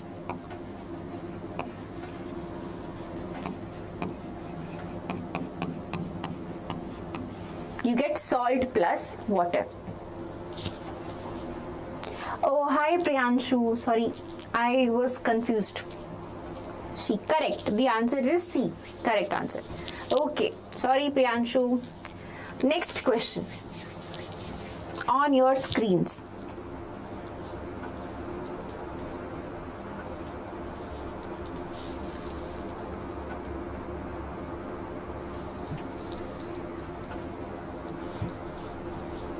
Correct, Shivam. The answer was C.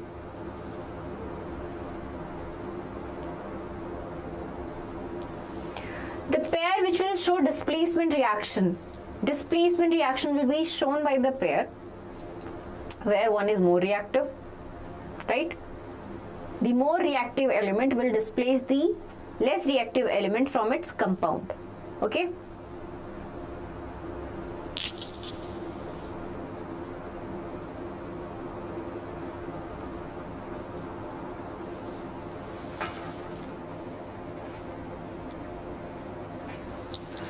Okay, so NaCl and copper.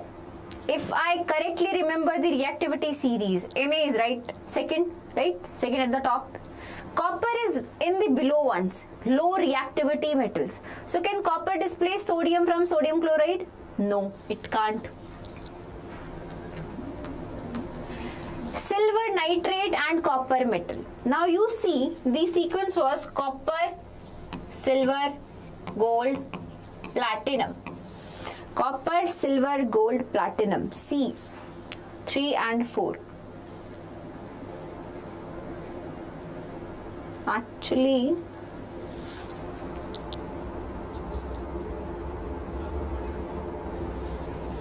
yes, so your copper can displace because copper is more reactive. So this is correct. If this is correct, so Shivam, how can your option C be correct? Your 2 is correct, then your 4 is not. This reaction does not happen. Zinc sulfate, when you treat zinc sulfate with iron, no reaction will happen because zinc is more reactive than iron. Iron cannot displace zinc from zinc sulfate.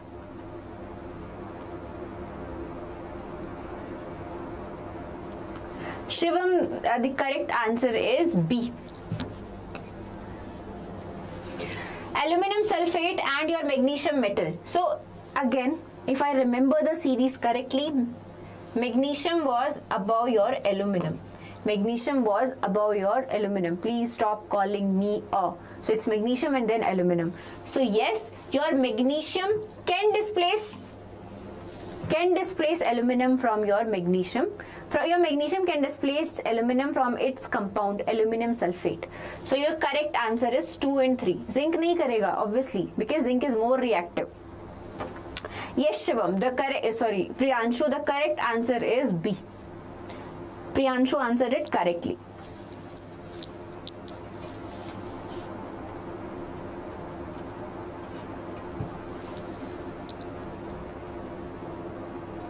Next question. Which one of the following statement is true about the position of metals in the activity series of metals? So you need to remember the reactivity series for this. I hope you do. Copper is below hydrogen but above lead. Iron is below lead and zinc. Zinc is below magnesium but above aluminum. I'll write the reactivity series and till then you answer it, okay? So I have Please stop calling me a careless zebra. Instead, try learning how copper saves gold, platinum. Okay, now see, copper is below hydrogen but above lead. So copper is below hydrogen but not above lead. So this is incorrect. My answer is correct. Sodium, magnesium, aluminum, zinc. Correct. Yes, Priyanshu, your answer is correct. Your answer B was correct. Iron is below lead and zinc. So iron is below zinc, that is correct, but iron lead se upar hai. So this is incorrect. Zinc is below magnesium but above aluminum. Zinc is below magnesium but above aluminum. कहाँ पे है? Aluminum और magnesium दोनों ऊपर है. Both aluminum and magnesium are above your zinc. Okay, so this is also incorrect. Magnesium is below calcium but above aluminum. So magnesium is below calcium but above aluminum. So only your option D is correct. So Shiva, Priyanshu, you answered. You did not answer this question. So the answer is D. Last question. The last question of this live. The solution of ionic compounds are good conductor of electricity. The word written here is solution. Okay, basically solution means there is an aqueous solution of your ionic compound. Okay, movement of atoms of elements take place in solution. So it is explaining that this conduction of electricity happens because of the movement of atoms of elements. But we know the conduction happens because of the movement of not atoms of elements, atoms or elements. It happens because of the movement of ions. We have cations and anions. Due to the movement of these cations and anions, the electricity is being conducted. Okay? So that means your assertion is correct. Yes, because the solution of ionic compound, they are good conductor of electricity, but the reason for the conduction is ions, not the movement of atoms or elements. Okay? So the correct answer is your assertion is true, but reasoning is false. No. Assertion is true, but reasoning is false. Okay? True and false. Correct, Shiva, Priyanshu, correct. Your answer is correct.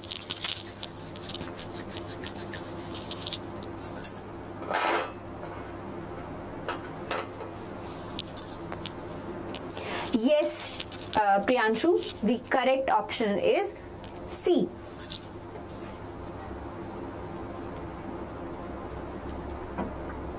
Okay.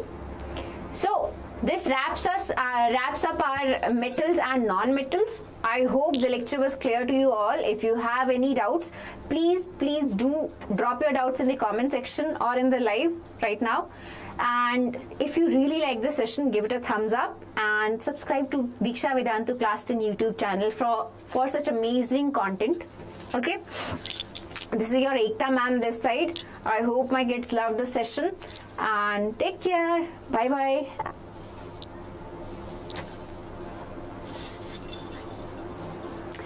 Have a good day.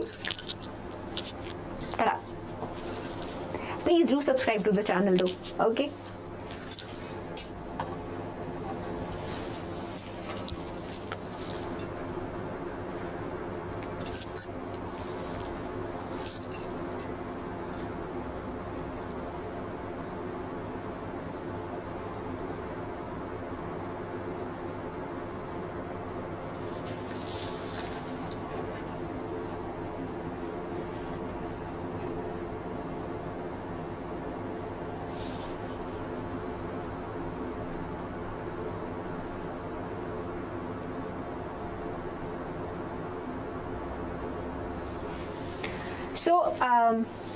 So the next live, the schedule will be on the WhatsApp channel, which is Deeksha Vedantu Class 10. The schedule will be there only. Okay, so go see and check there on the WhatsApp channel. Okay, okay, Priyanshu. Okay, bye.